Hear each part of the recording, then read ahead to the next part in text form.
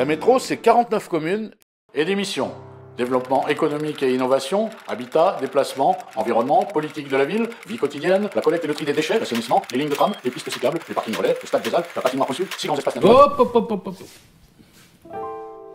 Et si on essayait plutôt de comprendre en commençant par le commencement? Au commencement, on peut imaginer que les premiers territoires délimités par les premiers humains devaient circonscrire les zones de chasse de leurs habitants. On peut aussi penser que leur découpage faisait l'objet d'âpres négociations entre les tribus qui en revendiquaient la jouissance.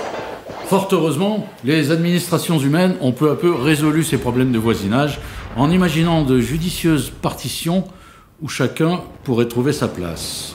C'est ainsi qu'aujourd'hui, le continent européen est constitué d'un certain nombre de pays, dont la France. La France est elle-même subdivisée en régions et en départements, parmi lesquels on trouve l'Isère. Et au cœur du département, 2 rivières, le Drac et l'Isère. 3 massifs montagneux, le Beldon, la Chartreuse et le Vercors. Et à la confluence des 2 rivières, le fameux synchrotron.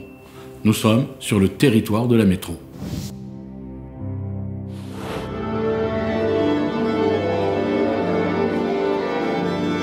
Quand, au lendemain de la Révolution, furent établis les premiers tracés des départements français, les points les plus éloignés du chef-lieu ne devaient pas être à plus d'1 journée de cheval.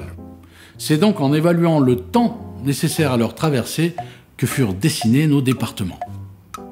C'était il y a plus de 2 siècles.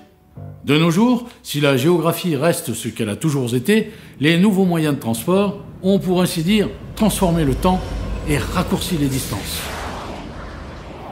Aujourd'hui, avec l'avion, un Isérois est non plus à 1 journée, mais à 1 heure de Paris, de Berlin ou de Barcelone. Avec le train ou la voiture, à 1 heure de Lyon, d'Annecy ou de Valence. À vélo, en 1 heure, il traverse l'agglomération. Et à pied, sa commune. Sans parler des nouvelles technologies de la communication qu'il expédie virtuellement mais instantanément aux confins de la planète. C'est bien ce nouveau rapport au temps et aux distances qui a peu à peu imposé la création de nouveaux périmètres plus adaptés à la réalité des déplacements et des activités de ceux qui les occupent. À l'échelle locale, c'est l'intercommunalité qui s'est développée autour de nouveaux bassins de vie qui se sont dessinés d'eux-mêmes au fur et à mesure que leur population augmentait.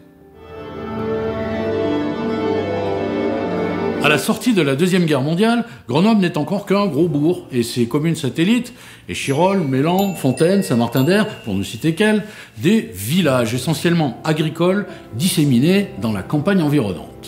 Chacun organise sa propre vie communale chez soi et toute cette population n'excède pas 100 000 âmes.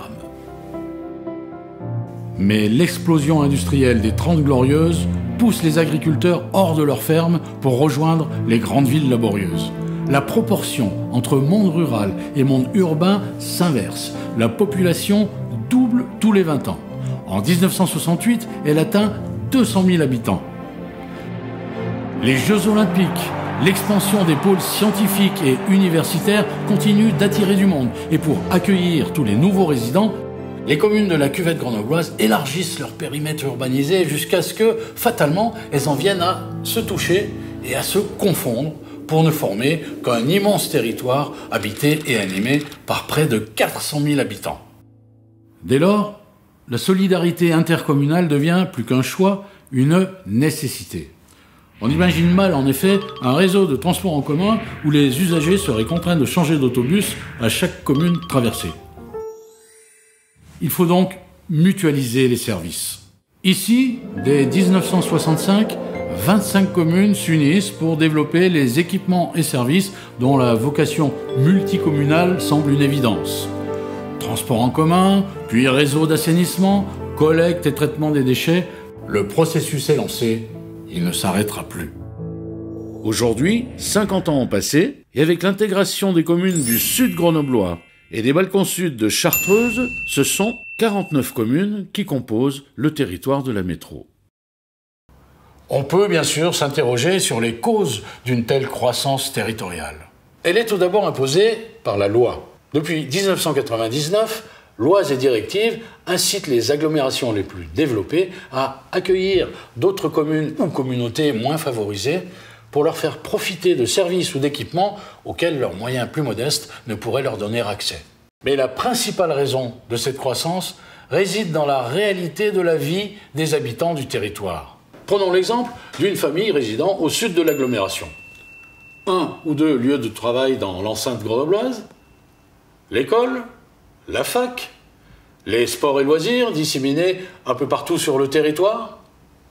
Les familles métropolitaines d'aujourd'hui rayonnent sur un territoire beaucoup plus vaste qu'il y a ne serait-ce que 50 ans, quand on pouvait tout trouver sur place. Et les services publics se doivent de suivre et même de précéder ces nouveaux métropolitains partout où s'organise leur vie. Il existe aujourd'hui plusieurs niveaux, plusieurs tailles d'intercommunalité.